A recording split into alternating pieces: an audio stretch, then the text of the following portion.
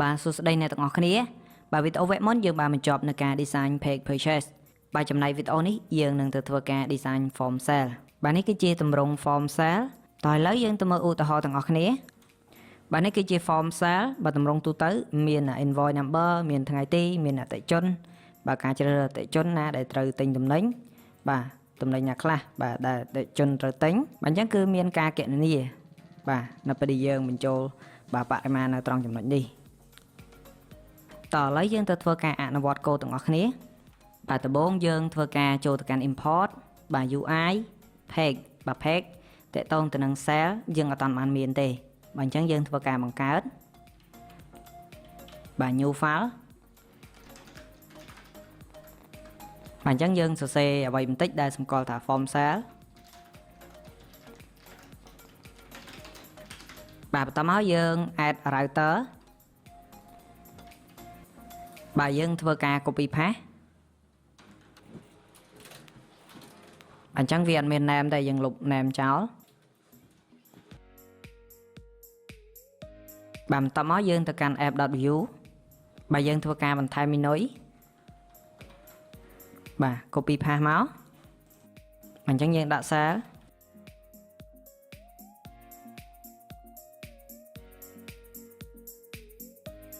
បាទបន្តមកយើងធ្វើការ save all បាទរួចទៅមើលលទ្ធផលទាំងអស់គ្នាបាទឃើញថាយើងបាន add page ទាក់ទងទៅនឹង cell រួចហើយតោះឥឡូវយើងទៅធ្វើការ design form ទាំងអស់គ្នាបាទអញ្ចឹងយើងធ្វើការ design ដូចតទៅតោះឥឡូវយើងទៅធ្វើការដាក់ margin សិនបាទបន្តមកយើងបង្កើត form បាទបន្តមកយើងបង្កើត queue card អញ្ចឹងយើងអាចដាក់ shadow វាឃើញយ៉ាងស្អាតបន្តិចទៅបាទបន្តមកយើងដាក់ card section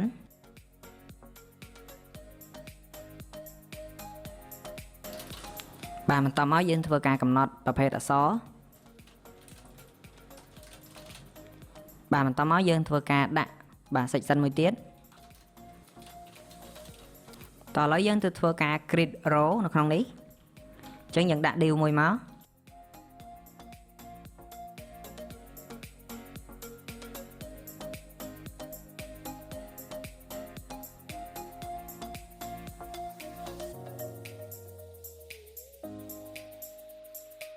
បាទនេះគឺជាការ create row បាទទី1ហ្នឹងគឺតកតងទៅនឹងការសរសេរ form ទី2ហ្នឹងគឺ total តោះឥឡូវយើងទៅធ្វើការ create បន្តតកតងទៅនឹង block form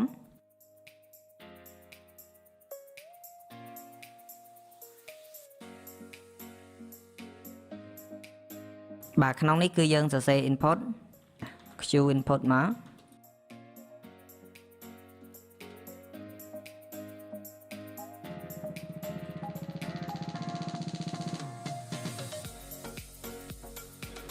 បាទដោយសារតែវាជា number បាទអញ្ចឹងយើង dot number ត្រង់ចំណុចនេះមកបាទយើងធ្វើការ format code វាមួយបាទចំណុចបន្តហ្នឹងគឺ date បាទអញ្ចឹងយើងធ្វើការ copy paste ត្រង់ចំណុចនេះមក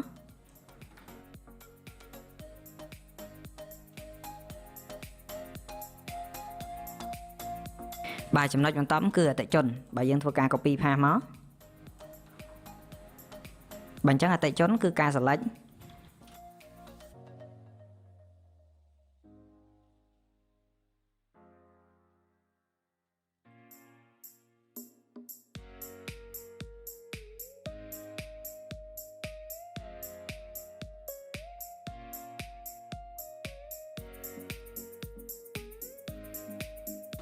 format code មួយ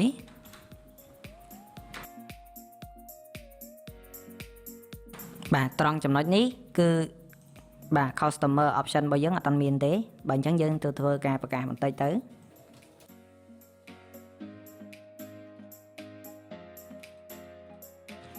បាទ form របស់យើងក៏អត់ទាន់មានដែរយើងប្រកាសឲ្យទៅអញ្ចឹងយើងអាចប្រកាសអាញ្ញត្តិក្នុងហ្នឹងដែលមានដូចជា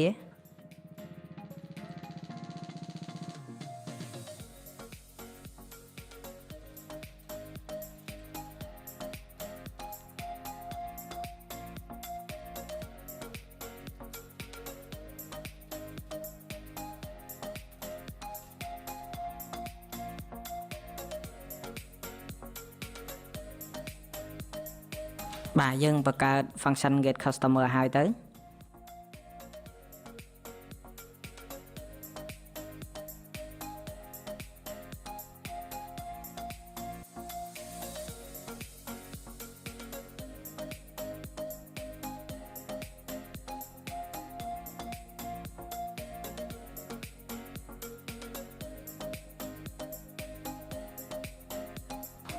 បាទអញ្ចឹងនៅពេលដែលយើងមាន function get customer ហើយបាទអញ្ចឹងពេលដែលវា start up យើងត្រូវឲ្យវា get customer អញ្ចឹងគឺដាក់ក្នុង mount បាទឥឡូវយើងបកទៅខាងលើដើម្បី design តាក់ទងទៅនឹង item បន្តបាទអញ្ចឹងយើងធ្វើការ copy path មក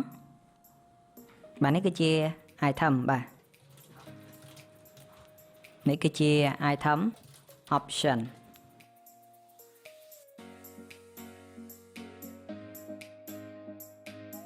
បាទអញ្ចឹងតកតងទៅនឹង item option ក៏យើងអត់មានដែរឥឡូវយើងទៅធ្វើការបង្កើតបាទ item option និង item បាទអញ្ចឹងគឺអាញាត់ item បាទនឹង item option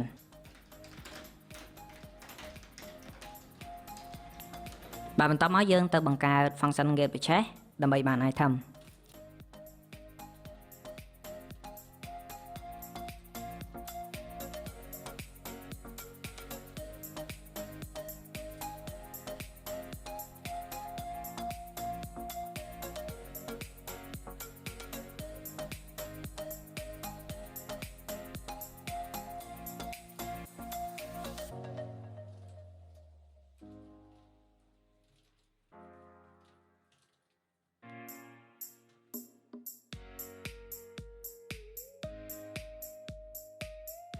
បាទអញ្ចឹងខ្ញុំសូមបញ្ជាក់ត្រង់ចំណុចនេះបន្តិចបាទអញ្ចឹងហេតុអីបានយើងដាក់ get purchase បន្តមកមាន item ID អញ្ចឹងបាទអញ្ចឹងពីព្រោះថាបាទកាលពីវគ្គមុនបាទយើងបានបង្កើតតកតងទៅនឹង page purchase យើងធ្វើការ purchase ទំនិញចូលបាទមានការ select បាទ item បាទព្រមទាំងវាយតម្លៃចូលបាទតម្លៃហើយនឹង queue to វាយបាទអញ្ចឹងគឺបរិមាណទាំងអស់ហ្នឹងគឺបានមកពី purchase ទេបាទគាត់ថាយើងយកព័ត៌មានចេញពី item បាទអញ្ចឹង get purchase នេះវាធ្វើការទិញតំណែងវាមកវិញដើម្បីយកមកប្រើប្រាស់តោះឥឡូវយើងធ្វើការហៅបាទ get purchase ដាក់ក្នុង mount មកបាទបន្តមកយើងទៅធ្វើការ design តបាទចំណុចនេះយើងធ្វើការ design តកតងទៅនឹង total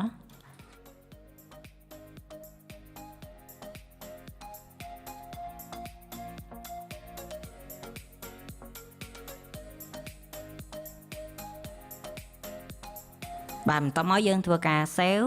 បាទរួចទៅមើលលទ្ធផលទាំងអស់គ្នានេះគឺជា form របស់យើងបាទមាន invoice number ត្រូវហើយបាទ date ក៏ត្រូវហើយដែរ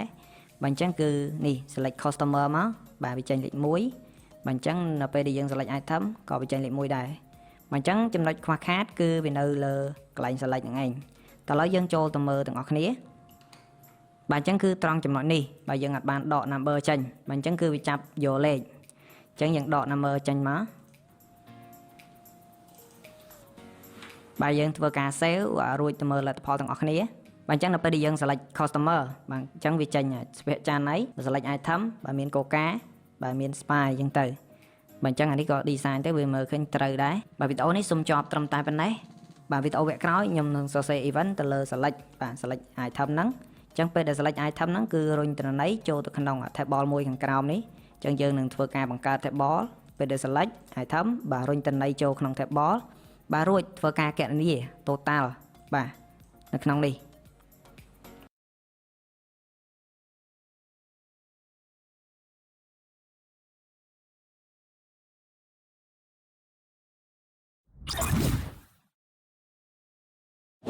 បាទសួស្តីអ្នកទាំងអស់គ្នា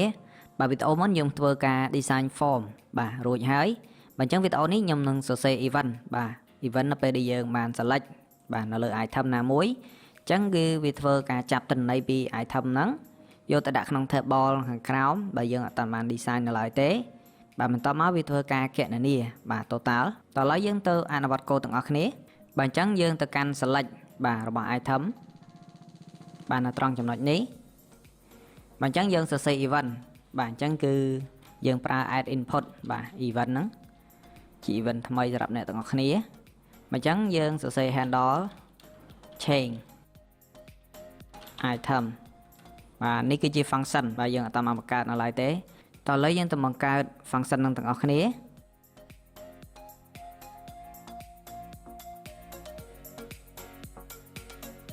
បាទអញ្ចឹងយើងធ្វើការតេស្តបាទអញ្ចឹងយើង console មើលបាទ value បាទដែលគេបោះមកហ្នឹងអញ្ចឹងពេលដែលគេ select អញ្ចឹងមានតនន័យអ្វីដែលគេបោះមកហ្នឹងអញ្ចឹងយើងធ្វើការ save បាទរួចទៅមើលលទ្ធផលទាំងអស់គ្នាហើយយើងធ្វើការ control shift i បាទបន្ទាប់មកយើងធ្វើការ select item បាទ select coca បាទ select spy បាទអញ្ចឹងយើងទៅមើលផ្ទាំង console របស់យើងបាទ value វាគឺបានគេបោះមកវាជា ID បាទ01 02អញ្ចឹងទៅអញ្ចឹងយើងអត់ចង់បានជា ID អញ្ចឹងទេបាទយើងចង់បានជា object វិញបាទអញ្ចឹងយើងទៅធ្វើការកែកូដបាទនៅលើ select item ទាំងអស់គ្នា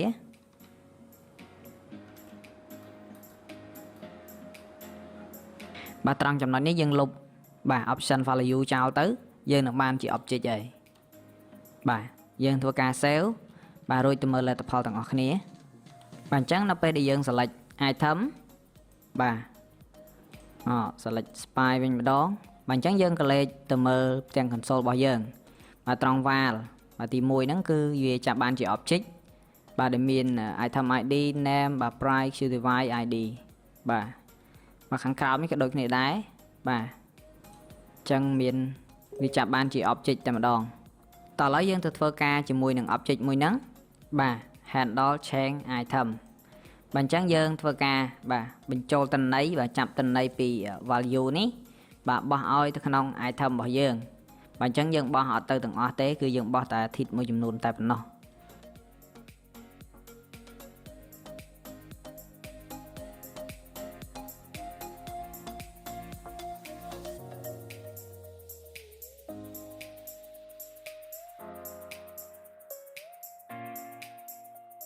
បាទមូលហេតុអីបានខ្ញុំសរសេរ underscore id ស្មើនឹង val បាទ dot item id បាទព្រោះនេះគឺជា item បាទអញ្ចឹងខ្ញុំចង់ចាប់យកតន័យបាទនៅក្នុង item គឺចាប់យកតន័យជាព័ត៌មាននៅក្នុង item ណាបាទទៅបញ្ចូលទៅបាទបន្តមកគឺ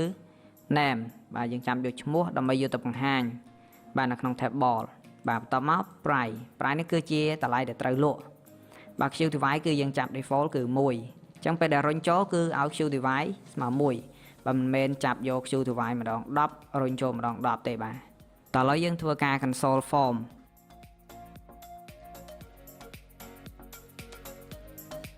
បាទយើងធ្វើការ save រួចទៅមើលលទ្ធផលទាំងអស់គ្នាបាទអញ្ចឹងយើងធ្វើការ select item បាទខ្ញុំ select coca បាទអញ្ចឹងយើងចូលទៅមើលតម្លៃក្នុង form បាទនៅក្នុង item បាទវាមាន object បាទវាមាន coca វាមាន queue device មកមួយបាទត្រូវហើយបាទអញ្ចឹងនៅពេលដែលយើង select មួយទៀតបាទនៅពេលដែលយើង select spy អញ្ចឹងយើងយក form ទី2បាទអញ្ចឹងគឺយើងចូលទៅមើល item បាទអញ្ចឹងគឺយើងបានទី1នេះអាដេកទី1នេះគឺ spy អូខេអានេះគឺ cocaបាទអញ្ចឹងនៅពេលដែលយើង select មក coca វិញ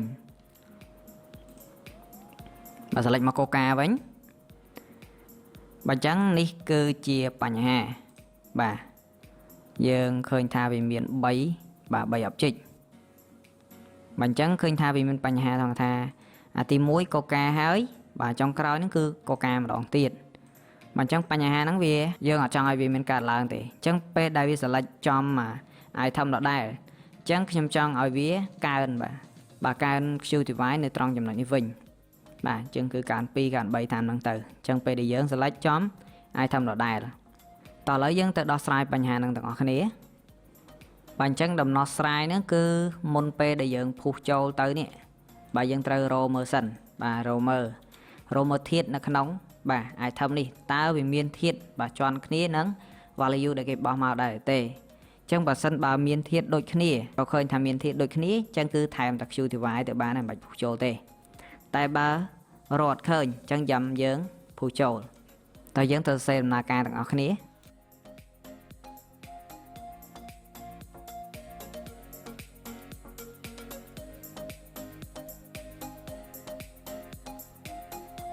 អញ្ចឹងខ្ញុំសូមបញ្យល់ត្រង់ចំណុចនេះបន្តិចអញ្ចឹង doc dot underscore id អញ្ចឹង doc នេះគឺជាធាតុបាទនៅក្នុង item នេះអញ្ចឹងធាតុរបស់វាគឺ underscore id អញ្ចឹងយើង doc.underscore id បាទស្មើទៅនឹង val.item id បាទអញ្ចឹងនេះ val item id ដែលយើងបោះឲ្យបាទត្រង់ពេលដែលវាបោះឲ្យដំបូងបាទអញ្ចឹងយើងទៅកំណត់លក្ខខណ្ឌទាំងអស់គ្នា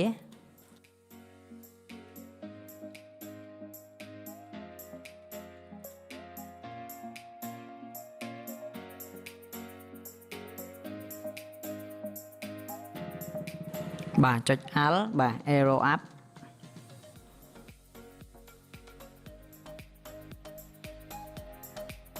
បាទឥឡូវយើងធ្វើការ save បាទរួចទៅមើលលទ្ធផលទាំងអស់គ្នា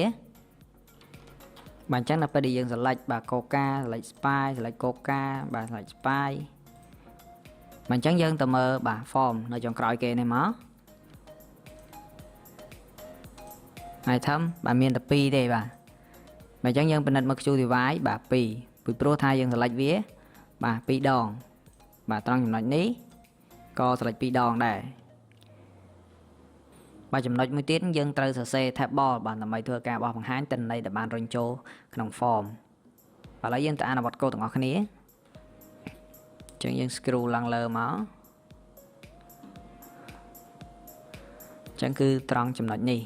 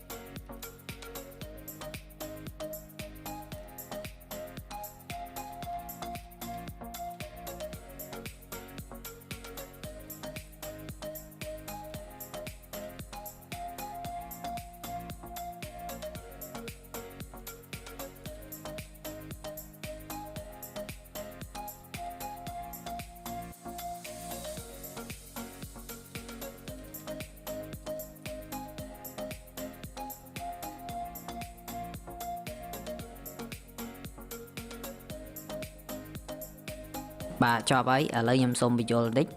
បាទអញ្ចឹង form នេះបាទអញ្ចឹងគឺយើងលុបចេញពី form បាទ form.item បាទ array នៅក្នុង form បាទលុបមកយើងបង្ហាញតាមហ្នឹងមកបាទត្រង់ចំណុចនេះគឺយើងឲ្យគេបញ្ចូលបាទកន្លែងនេះគឺកន្លែង QTY នេះហើយបាទអញ្ចឹង QTY ហ្នឹងគឺឲ្យគេវាយបញ្ចូលបន្ថែមអញ្ចឹងពេលដែល scan ទៅគឺបាទ select ទៅគឺ item មក1អញ្ចឹងយើងគេចង់វាយ10ក៏បានហ្នឹងក៏ចុចពីលើមកវាយ10បន្ថែមចូលទៅគឺវា load ទៅ automatic អញ្ចឹង amount នេះគឺកើតឡើងចេញពី price គុណនឹង QTY បាទអញ្ចឹងគឺ price គុណនឹង QTY បាទឥឡូវយើងធ្វើការ save បាទរួចទៅមើលលទ្ធផលទាំងអស់គ្នាបាទអញ្ចឹងនៅពេលដែលយើង select បាទ Coca select price select Coca បាទអញ្ចឹងយើងចង់បន្ថែមប្រហែល6បាទអញ្ចឹងគឺបានដូចចិត្តបាទចំណុចបន្ទាប់គឺយើងកំណត់បាទ QTY នេះវាវែងបន្តិចបាទបដោយវាវែងអញ្ចឹងយើងកំណត់រៀងខ្លីតិចមកបាទបន្ទាប់មកយើងធ្វើការគណនាបាទអញ្ចឹងវិគណនាគឺ amount សរុបបូកចូលគ្នាហ្នឹងគឺកើត total ហើយតែឥឡូវយើងទៅធ្វើការអនុវត្តកូដទាំងអស់គ្នាបាទអញ្ចឹងយើងកំណត់ style បាទកន្លែងនេះបន្តិចមក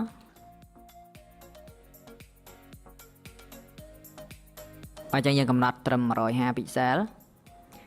បាទអញ្ចឹងយើងបង្កើតបាទ function មួយបាទនៅខាងក្រោមបាទគឺមានឈ្មោះថា total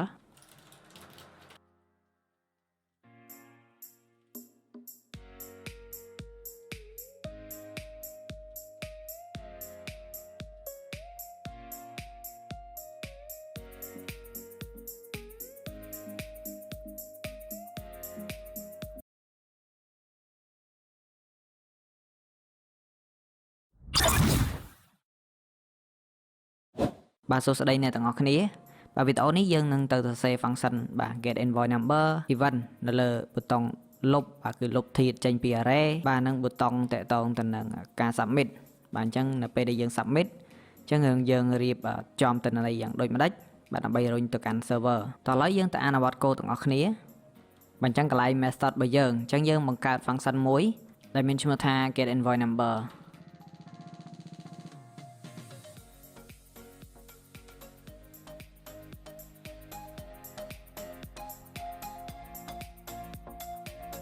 បាទអញ្ចឹងយើងធ្វើការ call ហៅបាទ get invoice number នៅលើ mouse នេះ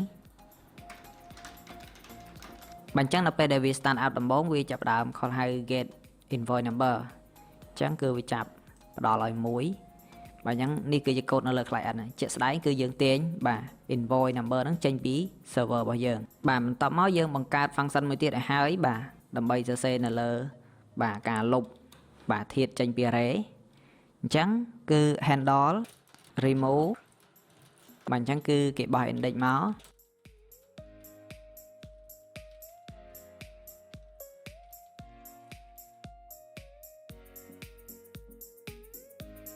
បាទអញ្ចឹងយើងធ្វើការ call ហៅ function នេះបាទនៅលើប៊ូតុង delete បាទនៅត្រង់ចំណុចនេះ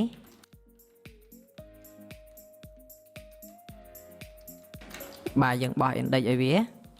បាទឥឡូវយើងធ្វើការ save បាទរួចទៅមើលលទ្ធផលទាំងអស់គ្នាបាទឥឡូវ get invoice number របស់យើងដំណើរការហើយឥឡូវបានបាទ invoice number ស្មើ1បាទអញ្ចឹងដល់ពេលយើង select Coca បាទ select spy អញ្ចឹងវាមានប៊ូតុង delete ឥឡូវយើងសាកលុប Coca បាទអញ្ចឹងគឺវាសល់តែ spy ទេតោះឥឡូវយើងទៅបង្កើតបាទប៊ូតុង submit និងសរសេរ event ទាំងអស់គ្នាបាទប៊ូតុង submit គឺយើងសរសេរបន្ទាប់ពី table របស់យើង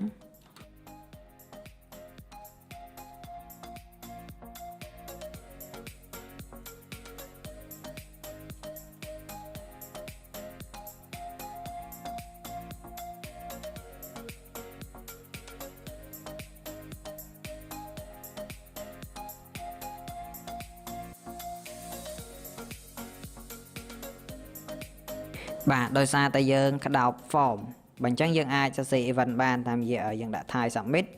យើងទៅសរសេរ event នៅក្នុង form នេះបាទអញ្ចឹងយើង scroll ឡើងលើមកក្នុងនេះអញ្ចឹងយើងអាចសរសេរ event ក្នុងនេះបាន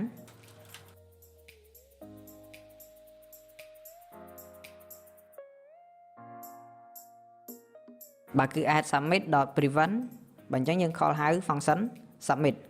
តោះឥឡូវយើងទៅបង្កើត function submit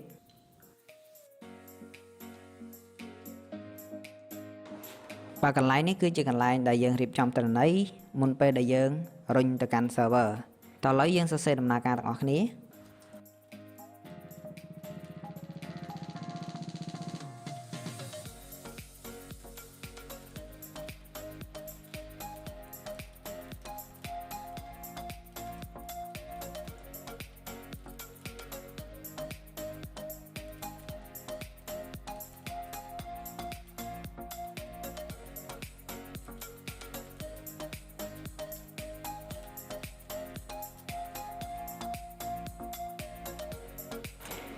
បាទបន្តមកយើងធ្វើការ console បាទទិន្នន័យខាងក្រោមនេះមើល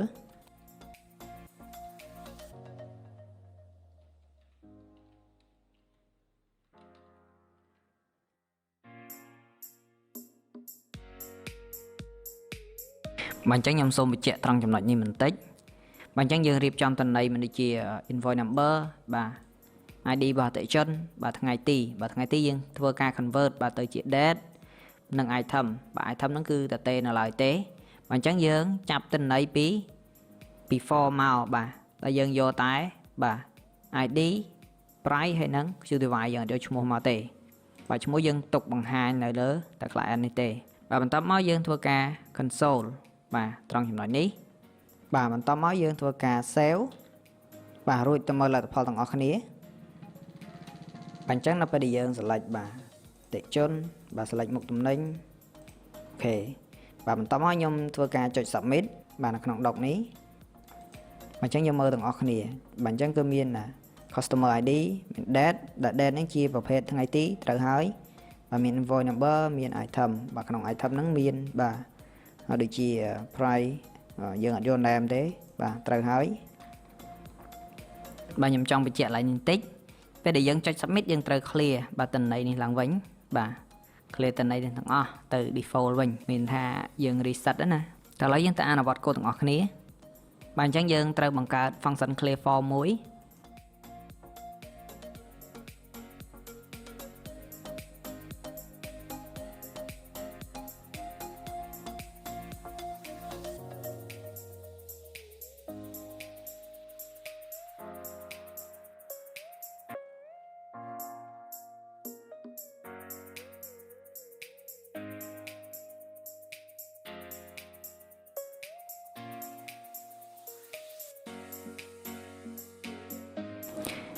បាទនេះគឺជា function បាទ clear form បាទយើងធ្វើការ reset តទៅទៅនឹង date បាទនឹង item ហើយយើង reset តទៅនឹង get invoice number អញ្ចឹងពេលដែលយើង submit ទៅម្ដងហើយយើងត្រូវ get invoice សារថ្មីបាទបន្ទាប់មកយើងធ្វើការ call ហៅបាទ clear function នេះបន្ទាប់ពីយើង submit អញ្ចឹងគឺក្នុង function submit បាទបន្ទាប់ពីយើង console រួចហើយយើងធ្វើការ clear វាចោលបាទយើងធ្វើការ save បាទរួចទៅមើលលទ្ធផលទាំងអស់គ្នាបាទអញ្ចឹងយើងតេស្តបាទចន្ទសុភ័ក្រកូកា spy បន្តមកយើងចុច submit បាទអញ្ចឹងវាធ្វើការ reset មកវិញទាំងអស់បាទសរុបសេចក្តីមកវិញបាទក្នុង form cell ហ្នឹងយើងមាន form បាទត្រង់ចំណុចនេះដែលមាន total ដែលមាន event តកតងទៅនឹង select item បាទលុបបាទតន័យចេញពីក្នុង item ហ្នឹងវិញបាទយើងធ្វើការទៅលើ submit បាទវីដេអូនេះសូមចប់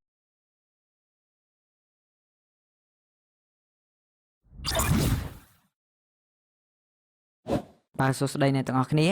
វីដេអូវគ្គមុនយើងបានបញ្ចប់នៅចំណុច form cell បាទអញ្ចឹងវីដេអូនេះយើងនឹងទៅបន្តតកតងទៅនឹងការបង្កើត component query by date នេះគឺជាទម្រង់របស់វា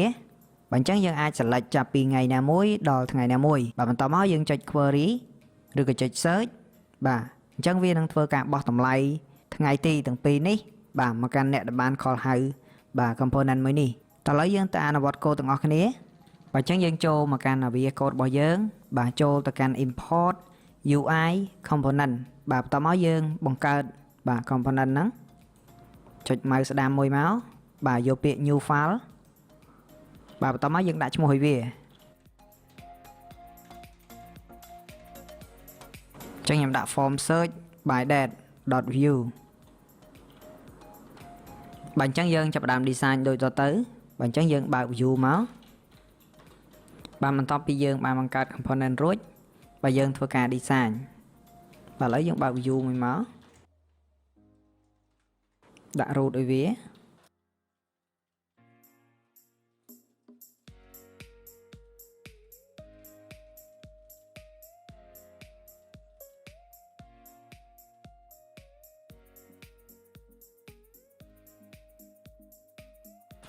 បាទត្រង់ចំណុចនេះគឺយើងសរសេរ input តទៅនឹង date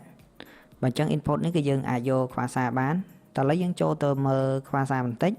បាទពេលដែលយើងចូលមកដល់ខ្វះសារដំបូងបាទយើងចុចមកកាន់ត្រង់ចំណុចនេះបាទគឺ view component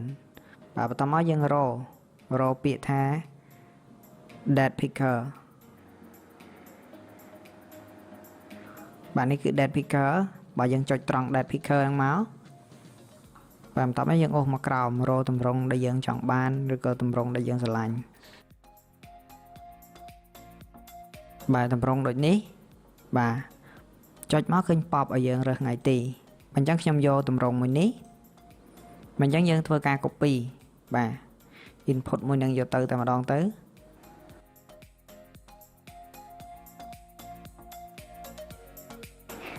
បាទបន្តមកយើងផាស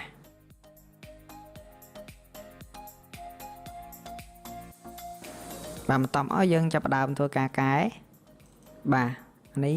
field គឺយើងអត់ field អញ្ចឹងទៅគឺយើងប្រើ outline បាទ date នេះបាទ date នេះយើងអត់ប្រើ date ទេគឺយើងប្រើ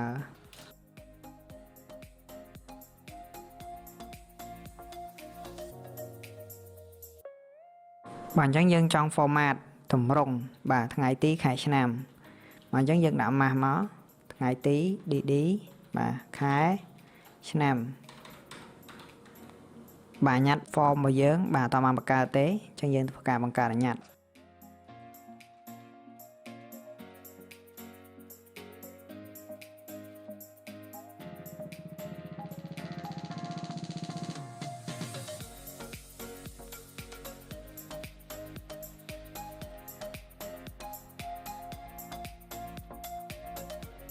បាទតម្រងបែបនេះគឺយើងចង់និយាយអំពីថា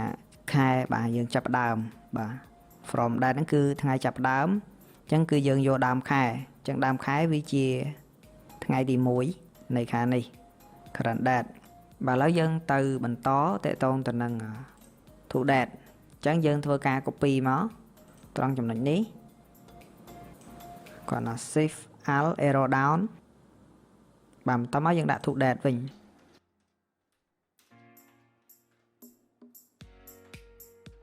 បាទបន្តមកយើងធ្វើការ design តេតងទៅនឹងប៊ូតុង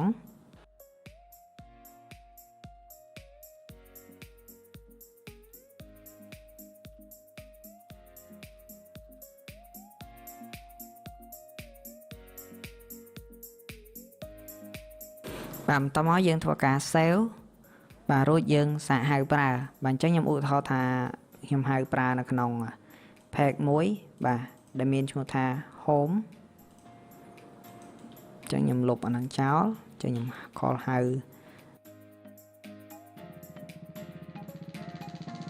បាទបន្តមកខ្ញុំធ្វើការ save បាទរួចទៅមើលលទ្ធផលទាំងអស់គ្នាបាទនេះគឺជាលទ្ធផលអញ្ចឹងនៅពេលដែលយើងចុច search បាទនេះយើងចុច search មកយើងអាចរើសថ្ងៃទីបានអញ្ចឹងយើងអាចរើសថ្ងៃទី2ឬមួយក៏ខែក្រោយបាទថ្ងៃទី1ក៏បានដែរបាទបន្តមកនេះគឺជា current date អញ្ចឹងយើងអាចរើសបាទចន្លោះថ្ងៃនេះក៏បានដែរបាទអញ្ចឹងយើងក៏នៅមួយទៀតគឺតកតងទៅនឹង search អញ្ចឹងនៅពេលដែលយើងចុចប៊ូតុង search គឺយើងធ្វើការបោះទិន្នន័យបាទ from date និង to date ឲ្យទៅកាន់អ្នកដែលបាន call ហៅ component មួយនេះតោះឥឡូវយើងទៅអនុវត្តកូដទាំងអស់គ្នាបាទអញ្ចឹងនៅពេលដែលយើងចុចប៊ូតុងមួយនេះអញ្ចឹងខ្ញុំ call ហៅ function មួយគឺ add click បាទតោះឥឡូវយើងទៅបង្កើត function មួយហ្នឹង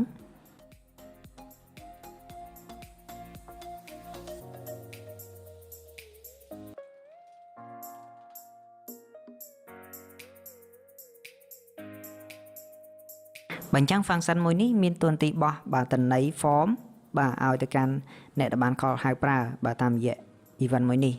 អញ្ចឹង search by date អញ្ចឹងយើងទៅធ្វើការដាក់នៅត្រង់ចំណុចនេះបាទបន្តមកយើងបាទ call ហៅ function បាទមួយបាទអញ្ចឹងយើងបង្កើត function មួយនឹងមក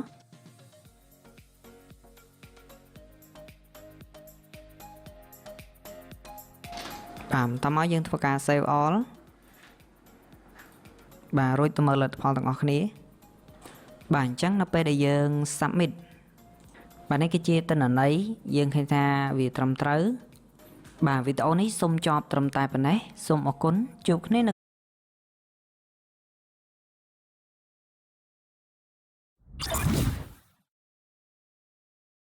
បាទសួស្តីអ្នកទាំងអស់គ្នាបាទវីដេអូមុនយើងបានបញ្ចប់នៅចំណុច component query by date បាទចំណែកវីដេអូនេះយើងនឹងទៅបន្តតកតងទៅនឹង page import វិញម្ដងបាទ page import នេះគឺជា report បាទដែលបន្សល់ពីការដែលយើងបញ្ឆេះនោះ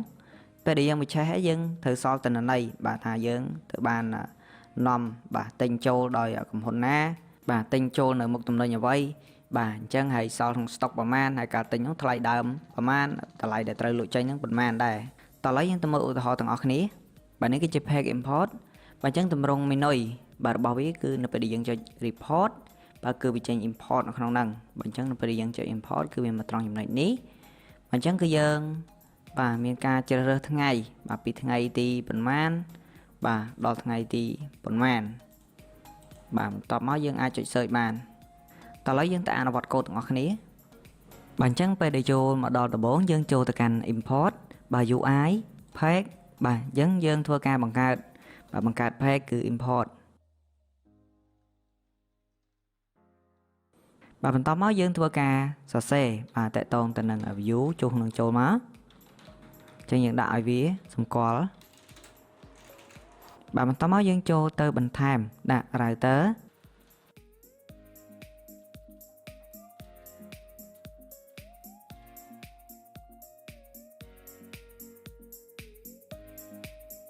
បាទបន្តមកយើងចូលទៅកាន់ app.view ដើម្បីបន្ថែម menu បាទយើងដាក់ខាងក្រោមនេះមក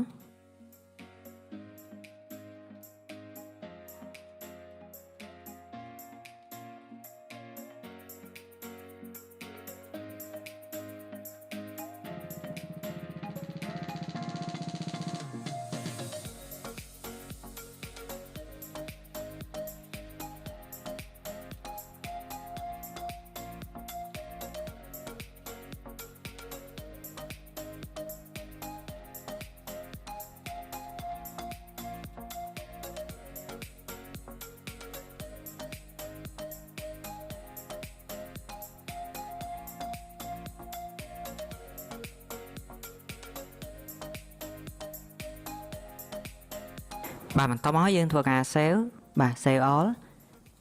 បាទរួចទៅមើលលទ្ធផលទាំងអស់គ្នាបើអញ្ចឹងពេលចូលមកដល់ដំបូងគឺយើងចុចបាទ report បាទគឺវាពន្លាតបាទ import ចេញមកហើយអញ្ចឹងយើងចុចវាលើ import ទៅវាចេញទៅកាន់ណា page import របស់យើងតោះឥឡូវយើងទៅធ្វើការ design តទៅទៅនឹង page import នេះអញ្ចឹងខ្ញុំសូមធ្វើការបាទដាក់ class ឲ្យវាគឺ class q margin ដាក់ md បើអញ្ចឹងគឺយើងធ្វើការខលហៅបាទ component query by date អញ្ចឹងគឺ form search by date នេះ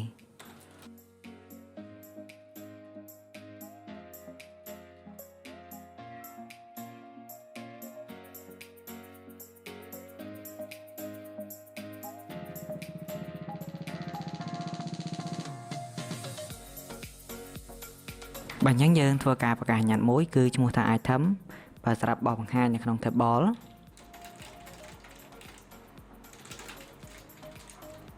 បាទអញ្ចឹងអាញាត់ item របស់យើងមានតម្លៃនៅពេលដែលយើងបាន query by date នេះ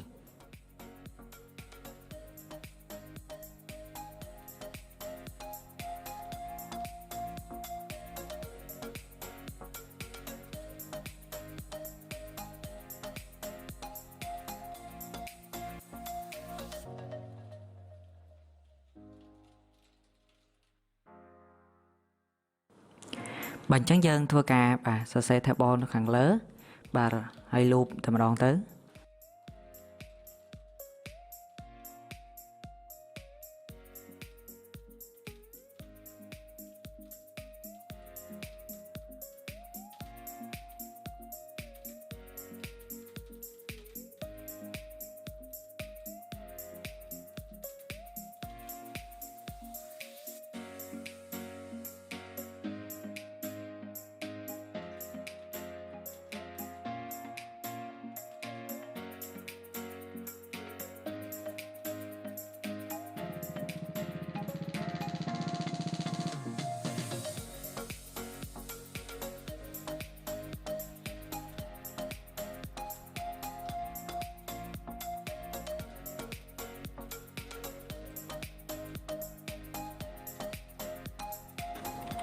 បាទអញ្ចឹងត្រង់ចំណុច date របស់យើងនេះអញ្ចឹងគឺយើង format date របស់យើង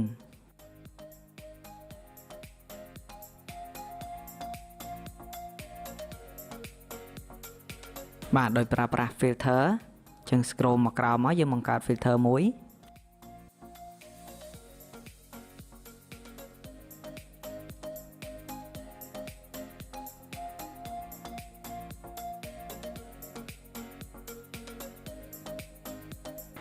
បាទបន្តមកយើងធ្វើការ save បាទរួចទៅមើលលទ្ធផលទាំងអស់គ្នាបាទនេះគឺជាផ្ទាំងបង្ហាញលទ្ធផលអញ្ចឹងនៅពេលដែលយើងចុច search បាទអញ្ចឹងវាធ្លាក់ទិន្នន័យមកហើយបាទអញ្ចឹងគឺមានថ្ងៃទីបាទ company Coca បាទអញ្ចឹង remind នេះអត់បង្ហាញទេបាទអញ្ចឹងគឺយើងភ្លេច remind មួយអញ្ចឹងបាទគឺវារត់ធ្លាក់ខុសកលៈបាទអញ្ចឹងគឺយើងទៅបន្ថែម remind បន្តិចបាទអញ្ចឹងគឺត្រង់ចំណុចនេះបាទយើងអាចបានថែម remindបាទអញ្ចឹងគឺថែមត្រង់ចំណុចនេះបន្តមកយើងធ្វើការ save បាទរួចទៅមើលលទ្ធផលបន្តបាទអញ្ចឹងគឺនៅ Qtify មួយទៀតបាទអញ្ចឹង Qtify គឺយើងត្រូវបន្ថែមដែរបាទគឺបន្ថែមត្រង់ចំណុចនេះបាទ cost price អត់មាន Qtify អញ្ចឹងយើងថែម Qtify មកបាទអញ្ចឹង Qtify គឺយើងត្រូវថែមត្រង់ចំណុចនេះបាទអញ្ចឹងគឺ Qtify មកបាទយើងធ្វើការ save រួចទៅមើលលទ្ធផលទាំងអស់គ្នាបាទអញ្ចឹងឃើញត្រឹមត្រូវហើយបាទគឺបាទសរុបសេចក្តីមកវិញយើងបាន design តាក់ទងទៅនឹង page import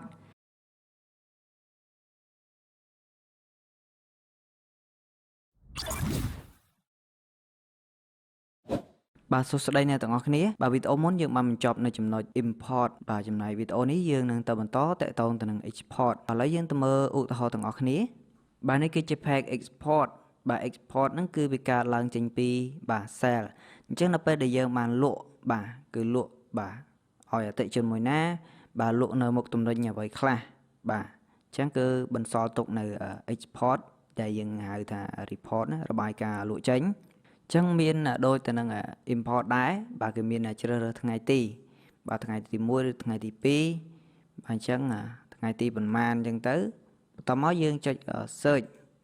បាទវានឹងធ្វើការ query មកបាទនឹងបោះតម្លៃយ៉ាងដូចនេះតោះឥឡូវយើងទៅធ្វើការអនុវត្តកូដទាំងអស់គ្នាបាទអញ្ចឹងជាដំបូងគឺយើងចូលទៅកាន់ import បាទ UI បាទបន្ទាប់មកគឺ page បាទបន្ទាប់មកគឺយើងបង្កើតបាទ new file ត្រង់ចំណុចនេះមកអញ្ចឹងយើងដាក់ឈ្មោះឲ្យវាគឺ export បាទបន្តមកយើងទៅសេបាទអ្វីបើក view មកដក H1 បាទទៅសេអ្វីដែលជាចំណាំបាទគឺមាន page export អញ្ចឹងយើងដាក់ត្រង់ចំណុចនេះឲ្យហើយទៅគឺយើងប្រើ QMagine បាទដាក់ D បើឲ្យមើលទៅបោះចូលទៅក្នុងបន្តិចបាទឥឡូវយើងចូលទៅបន្តតកតងទៅនឹង router បាទ router យើងធ្វើការ copy path មក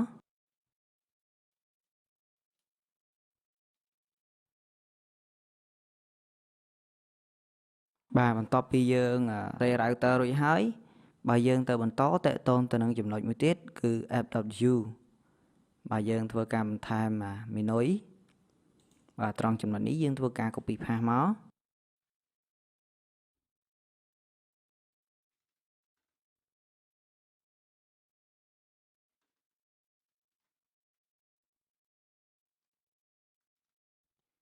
បាទអញ្ចឹងយើងធ្វើការ save បាទ save all បាទរួចទៅមើលលទ្ធផលទាំងអស់គ្នាបាទអញ្ចឹងនេះគឺជាផ្ទាំងបង្ហាញលទ្ធផលតោះឥឡូវយើងទៅធ្វើការ design ទាំងអស់គ្នាតកតងទៅនឹងថ្ងៃទី query by date និង table អញ្ចឹងយើងចូលមកដល់ code យើងធ្វើការលុបមកបន្ទាត់នេះចោល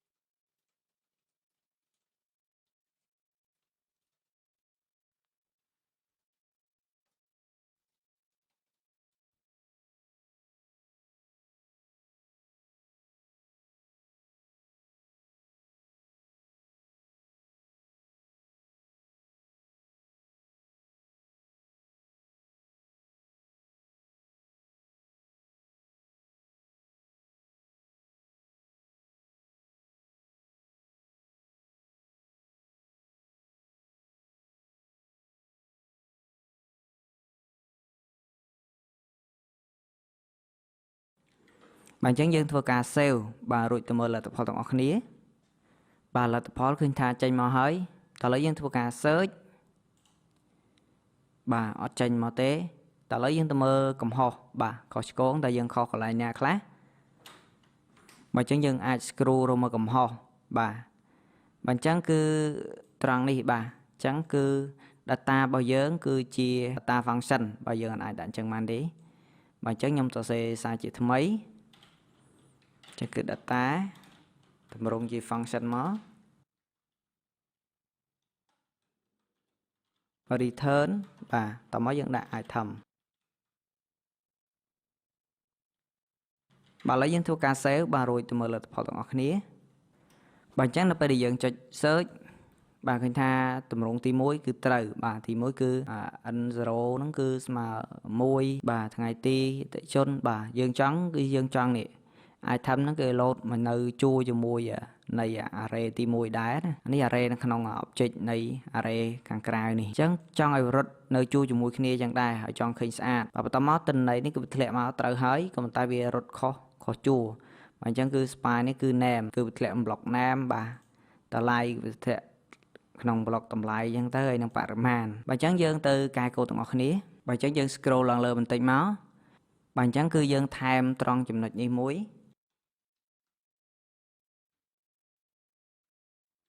បាទអញ្ចឹងយើងថែម code span អញ្ចឹងយើងដាក់3បាទអញ្ចឹងយើងធ្វើការ save បាទរួចទៅមើលលទ្ធផលទាំងអស់គ្នាបាទនេះគឺជាលទ្ធផលបាទបន្ទាប់ពីយើង save គឺវារត់មកហើយណាអញ្ចឹងគឺ spy បាទតម្លៃបាទអញ្ចឹងវារត់ត្រូវជួរហើយបាទសរុបសេចក្តីមកវិញយើងបាន design តាក់ទងទៅនឹង page export ដែលមានការប្រើប្រាស់បាទ query by date បាទអញ្ចឹងវីដេអូនេះ